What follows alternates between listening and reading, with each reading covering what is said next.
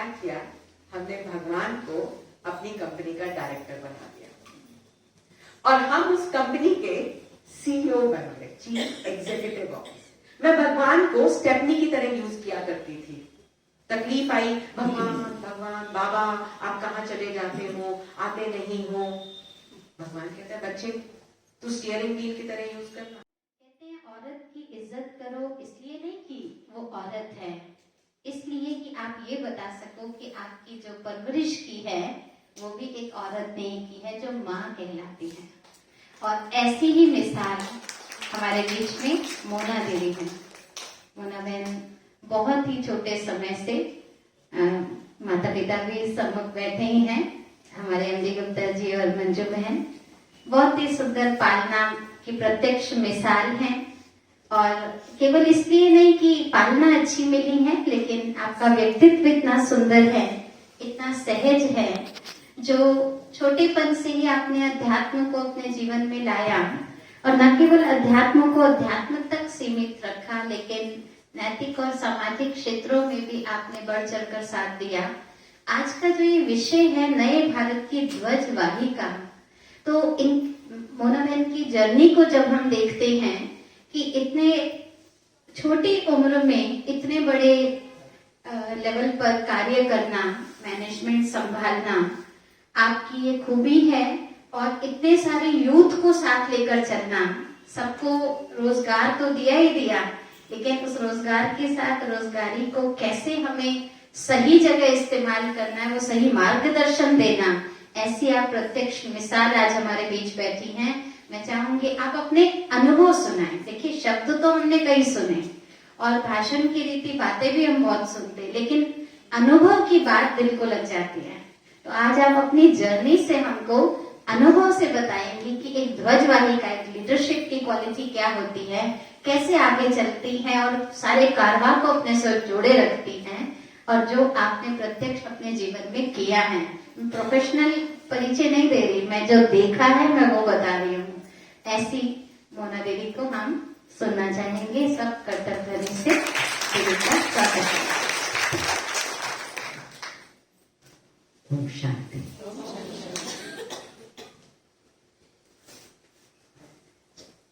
ये बात है 1985 की, जब एक बहुत छोटा सा बच्चा और उसको मधुबन जाने का मौका मिला। बहुत कुछ सुनते थे इस ऑर्गेनाइजेशन के बारे में, पर एकदम डिफरेंट पाया। ऐसा जैसे कि प्यार का सरोवर, शांति का सरोवर। बचपन में बहुत छोटे होने से बच्चों को सिर्फ प्यार चाहिए होता है और खुशियां चाहिए होती हैं, तो इससे ज्यादा मेरी कोई मांग नहीं थी। और वैसा ही स्वरूप मैंने मधुबन में जाकर देखा। जिस जगह चले जाओ ऐसा जैसे कि प्यार का सागर प्यार लुटा रहा है, शांति का सागर शांति बांट रहा है, जिसकी शक्ल देखो खुशियों से भरी हुई। तो ऐसा नहीं लगा जैसे हम कहीं बाहर आए हैं, ऐसा लगा जैसे अपने एक घर से निकलकर दूसरे घर में आ गए हैं। क्योंकि अक्सर जब हम कहीं जाते हैं तो you get a little sceptical, पता नहीं कैसे होंगे, कंफर्टेबिलिटी, और मेरे साथ तो बहुत ज्यादा रहता था। I was very conscious about things. लेकिन मधुबन में जाकर ऐसा लगा कि होम अवे फ्रॉम होम, मैंने ऐसे अपने घर में आ गए। ये थी मेरी शुरुआत इस यज्ञ के साथ। दीदी ने कहा लीडर्स, मैं समझती हूँ ऐसी ऑर्गेनाइजेशन जहां चरित्रों के साथ साथ लीडर्स का निर्माण किया जाता है। आज आप कोई भी ऑर्गेनाइजेशन देखें तो एक गुरुजी और बाकी सब चेले जी, सब उनके पैरों को छुएंगे, आशीर्वाद मांगेंगे। पर यहाँ सुप्रीम फादर ने माताओं, कन्याओं, बहनों सभी को आगे कर दिया। और उनके अंदर सक्षम बना दिया।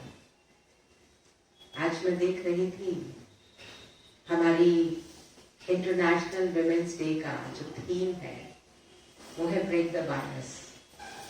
और यदि आप नेट सर्च करें, सोशल मीडिया पर जाएं, तो उसका सिंबल पता है किसी को क्या है? ब्रेक द बायस का। किसी ने देखा? एक दिन ऐसे और अगले दिन से घर में कला कलेश, राइट? यही है एम्पावरमेंट। क्या बोलेंगे? Is this the real empowerment? हाँ या नहीं? बोलो हाँ या नहीं? नहीं, this is no empowerment. Empowerment की आज हम बात करते हैं ना? दैट मीन्स कभी एम्पावर्ड थे, सशक्त थे, और आज नहीं है, इसलिए फिर से होना चाहते हैं। हाँ या नहीं? बोलिए हाँ या नहीं? पीछे वाले होना चाहते हैं। हाँ? एक ही दिन बायस तोड़ेंगे, अगले दिन से फिर वही कुश्ती चालू नहीं। मैं जब यहां आई तो डेफिनेटली तकलीफ थी। बहुत सुंदर परिवार, सब कुछ वंडरफुल, बहुत सुंदर अपब्रिंगिंग, बड़ा भाई और मैं छोटी, मोस्ट लव्ड चाइल्ड, लेकिन पढ़ाई में बहुत तकलीफ थी। I was a dyslexic child. अक्सर लोग कहा करते थे तुम्हारा ध्यान कहाँ है, और ध्यान कहाँ है करके बहुत सुना दिया करते थे। तो लगता था कि भाई ध्यान है कहाँ, पढ़ते तो हैं, कुछ समझ नहीं आता और कुछ याद भी नहीं होता, एंड नंबर्स भी नहीं आते थे। मजे की बात तो ये है, तो ध्यान है कहाँ? वो ध्यान कहाँ था और उस ध्यान को कैसे लगा दिया जाए, वो मैजिकल कला यहां करके सीखी। जब ये समझ में आ गया कि ध्यान एक साइकिल के दो पहियों की तरह है, जिसमें एक है मन और दूसरी है बुद्धि। साइकिल के दो पहिए अगर एक इस साइड जाए दो दूसरी तरफ जाए तो ना तो साइकिल कहीं नहीं हिलेगी, वहीं की वहीं खड़ी रह जाएगी। लेकिन यदि दोनों एक डायरेक्शन में चले तो वो साइकिल चलेगी। पहली बात समझ में आ गई। दूसरी बात, जो बहुत सुंदर बात एक छोटे बच्चे को समझ में आ गई, गाड़ी और गाड़ी का ड्राइवर। गाड़ी में तकलीफ हो सकती है, पर देखा है बहुत बारी कि कई बारी टूटी गाड़ी को भी एक सक्षम ड्राइवर बहुत सुंदर रीति से चला सकता है। नहीं चला सकता? आज ही मुझे कहीं जाना था, वो कहते दीदी आप चिंता मत करो, आराम से बैठ जाओ, आपको टाइम से पहुंचा दिया, टाइम से पहले पहुंचा दिया। सक्षम होना इंपॉर्टेंट है, गाड़ी इंपॉर्टेंट नहीं है। गाड़ी भी है, लेकिन उससे ज्यादा इंपॉर्टेंट है ड्राइवर का सक्षम होना। तो जब जीवन में ये बात समझ ली कि मैं आत्मा ड्राइवर, लोग कहते हैं कि ब्रह्मा कुमारी में जाओ ना, आत्मा परमात्मा। अरे भाई लॉजिक की बात कर रहे हैं। गाड़ियां तो सबके पास हैं, लाल पीली बहुत सुंदर सुंदर गाड़ियों को पेंट करके रखते हैं, लेकिन जब कोई ऐसी तकलीफ आ जाती है जो अभी कुछ समय तक चल रही थी और अभी भी कभी कभी स्पोरेडिकली आ जाती है, कोरोना जिसका नाम है, जब ऐसी तकलीफ आ जाती है तो सबकी बहुत सुंदर पोर्शे कहो या BMW कहो या जैसी भी गाड़ियां कहो, ये सब बैठी हुई हैं बहुत वंडरफुल गाड़ियां, सब पस्त हो जाती हैं। तो इसलिए ब्रह्मा कुमारी में सिखाया गया कि भाई ड्राइवर को सशक्त कर दे। समझ आ कि जैसे ही ड्राइवर सशक्त है, वो सशक्त ड्राइवर टूटी गाड़ी को भी चला सकता है। तकलीफ मेरे न्यूरॉन्स में थी, मेरे अंदर कोई तकलीफ नहीं थी। वही non performer child started performing. जिसके नंबर्स नहीं आते थे, जिसको दिक्कत होती थी, उसने अपने आप को समझना शुरू कर दिया कि मेरे अंदर क्या क्या क्वालिटीज हैं, और भगवान ने वरदान दे दिया कि बच्चे क्वालिटीज को जितना बढ़ाओगे बढ़ती चली जाएंगी, only use them, keep using them, keep using them, keep using them. और बाबा की ब्लेसिंग्स, भगवान की ब्लेसिंग्स मिलती चली जाएंगी, मिलती चली जाएंगी, मिलती चली जाएंगी। तो जहां जीवन में रैट्स बैठे हुए थे, रैट्स पता है क्या है? रात को निकलते हैं, गंदे लगते हैं, तकलीफ देते हैं और हमेशा नुकसान करते हैं। किसी को पता है रैट्स क्या होते हैं? रेडिकुलस एफ्लिक्टिव थॉट्स, गंदे, एकदम आपकी एनर्जी को पका देने वाले थॉट्स। तो जब चूहा घर में आ जाता है तो क्या करना चाहिए? बिल्ली को ले आओ। बिल्ली क्या है? CAT। Consciously start creating affirmative thoughts. ये दूसरी बात सीख ली। What is affirmative thoughts? Positive thoughts, सशक्तिकरण। वही मोनिका जो कहती थी मेरा तो कुछ हो ही नहीं सकता, मैं कुछ कर नहीं सकती, मैं लोगों को फेस नहीं कर सकती, मेरे को बोलना नहीं आता, मुझे ये नहीं करना आता, अब वो मोनिका कहने लगी I can do it, I can do it, I can do it. And like you heard her, she did it and many of you can also do it. हम सब कर सकते हैं, हम सब कर सकते हैं और हम सब रोज करते भी हैं। तो ब्रह्मा कुमारीज में पॉजिटिव एफर्मेटिव थॉट्स ये जीवन में कैसे लाया जाए ये सिखाया गया। उसके बाद गाड़ी चालू हुई, हम पहुंच गए ऑर्गेनाइजेशंस में। ऑर्गेनाइजेशन से पहले मैं आपको बताती हूं, जब मैंने अपना MBA किया, कोई भी चीज जो प्रैक्टिकल होती थी वो प्रैक्टिकल चीज मैं बहुत प्यार से करती थी क्योंकि समझ बहुत अच्छी थी। तो जब प्रैक्टिकली मैनेजमेंट किया तो जैसे एक छोटे बच्चे होते हैं ना, मैनेजमेंट की डिग्री लेकर के पहुंच गए किसी अपने ही बहुत बड़े स्वजन के पास कि भाई हमने तो ये कर लिया है, मामा जी आप प्लीज हमारी मदद करें। तो उन्होंने हमसे जीवन में बहुत सुंदर और बड़ी टिपिकल बात कही, सुनेंगे? उन्होंने कहा कि बेटा आज जो हम यहां पहुंचे हैं हम अपनी लियाकत से पहुंचे हैं। यदि आपके अंदर लियाकत हो तो कुछ करके दिखाओ। तो बाबा ने हमें क्या सिखाया था? सकारात्मकता। ऐसा लगा फिजिकल थप्पड़ पड़ा फेस पे, फिजिकल तो नहीं था लेकिन समझ में आ गया कि जीवन में लियाकत लानी है। फिर मैंने बाबा को अपने जीवन, बाबा माना भगवान को अपने जीवन में यूज करना शुरू किया। जिस प्रकार एक गाड़ी होती है ना, गाड़ी में 3 प्रकार के पहिए होते हैं। पता है किसी को? किसी को पता है 3 प्रकार के पहिए कौन से होते हैं? आप कहेंगे अरे ये तो नया साइंस आ गया, हम तो 5 सोचते थे। नहीं, 3 प्रकार के पहिए होते हैं। एक होता है नॉर्मल पहिया, 4 पहिए जिसपे गाड़ी चल रही है। दूसरा पहिया होता है जो स्टेपनी होती है, पीछे रखी जाती है। और तीसरा पहिया होता है स्टीयरिंग व्हील, जिसके बिना गाड़ी नहीं चलती। मैं भगवान को स्टेपनी की तरह यूज किया करती थी। तकलीफ आई, भगवान भगवान बाबा आप कहां चले जाते हो, आते नहीं हो। भगवान कहता है बच्चे तू स्टीयरिंग व्हील की तरह यूज करना। यही काम कर दिया। ये मेरे जीवन का नेक्स्ट परिवर्तन था। भगवान को जब स्टीयरिंग व्हील की तरह यूज करना शुरू किया तो जिंदगी की गाड़ी दौड़ने लगी।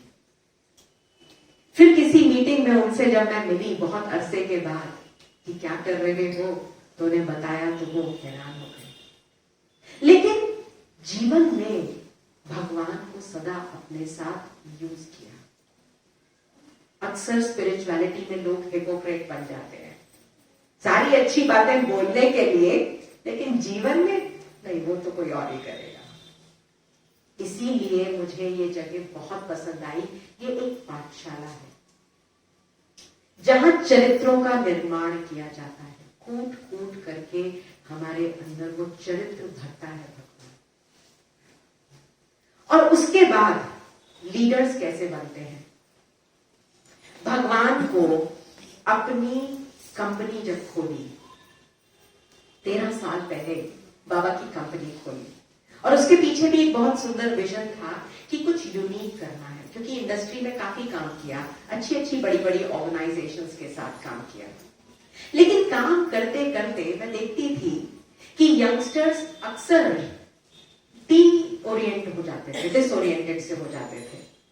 तो जहां लोग आज बात करते हैं एम्पावरमेंट की, मैं समझती हूं आज हर व्यक्ति को एम्पावरमेंट की जरूरत है, न केवल फीमेल्स को बट मेल्स को भी एम्पावरमेंट की जरूरत है। It is not about physical empowerment, कोई यहां पे हमें हाथापाई नहीं करनी है।